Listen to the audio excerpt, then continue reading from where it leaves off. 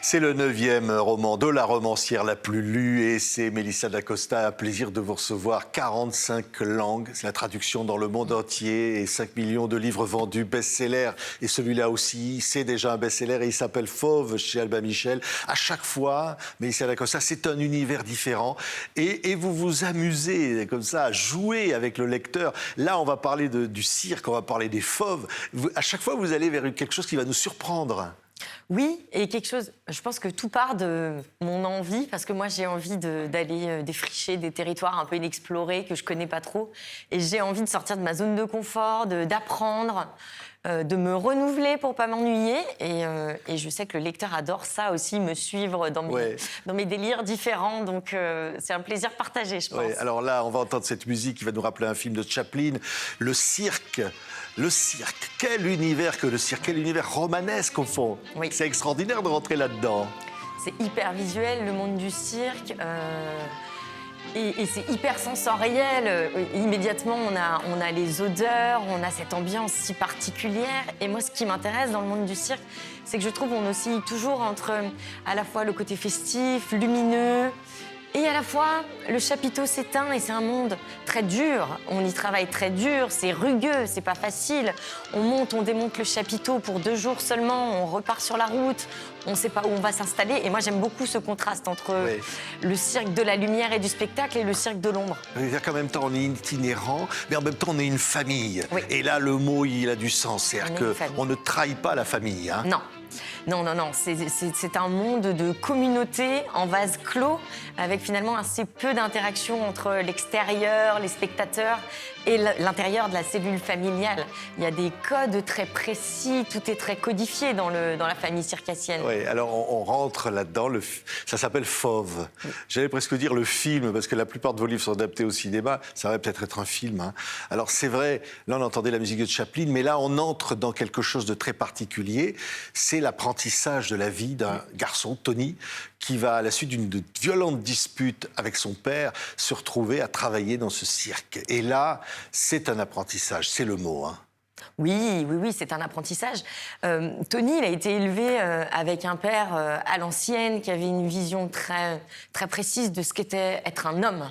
Il fallait à la fois travailler très, très dur, se montrer inflexible, autoritaire, ne pas montrer de faiblesse jamais, et puis dominer, avoir le dessus sans cesse dans tous les domaines de sa vie.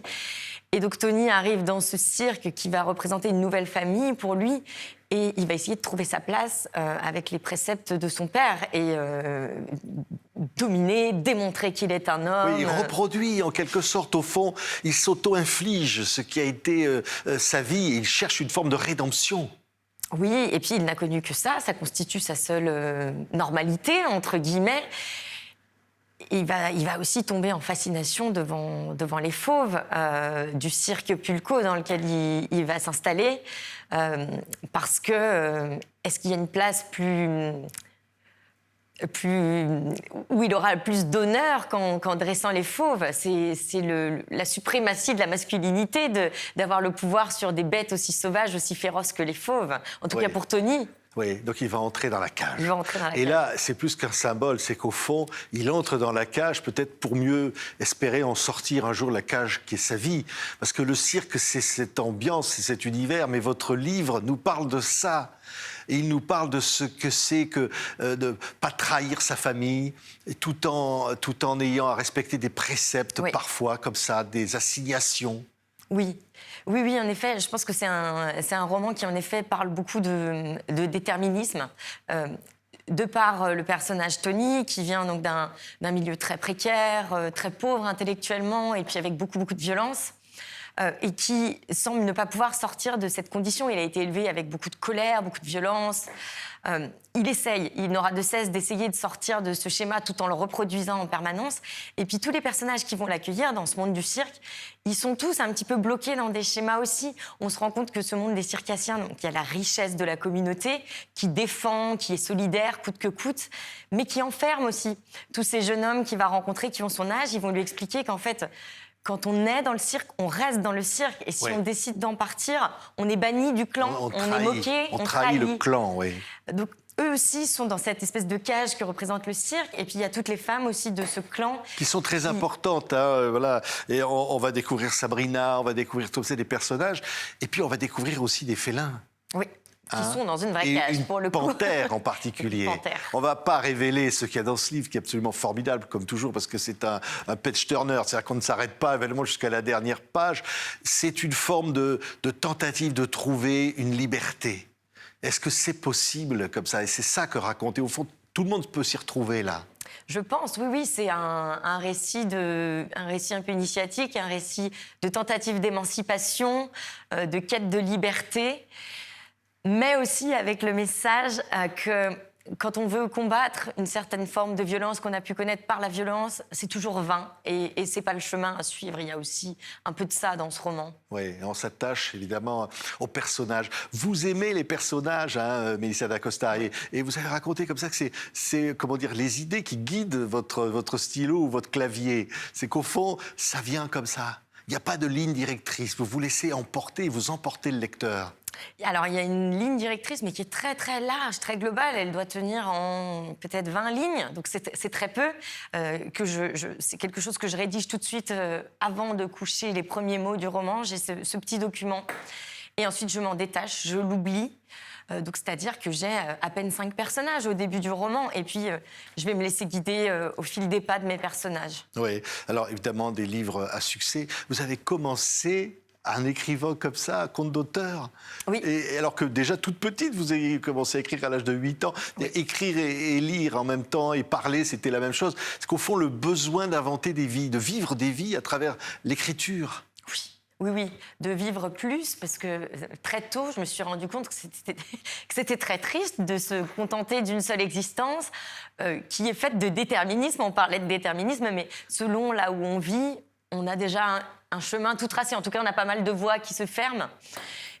Et toute petite, je trouvais ça triste et dommage. Et donc, à travers l'écriture, je me permettais de vivre beaucoup d'autres existences. Oui, alors c'est pour ça qu'à chaque fois, vous allez dans des univers différents, comme ça. Oui. Quitte à prendre votre lecteur à rebours, comme ça. Et le lecteur adore ça, hein. Ils sont tellement nombreux. Oui. J'ai l'impression qu'ils aiment ça, oui. Ouais.